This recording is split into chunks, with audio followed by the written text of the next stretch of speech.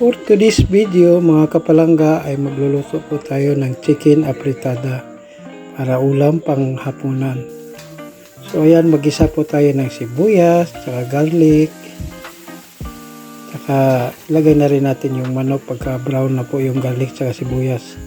Pero kanina pa nag-fry pala ako ng carrot tsaka patatas para maglasa siya sa mantika mismo.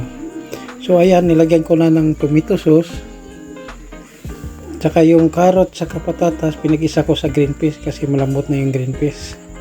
Nilagyan ko lang ng tubig, paminta, tsaka green at tsaka red pepper.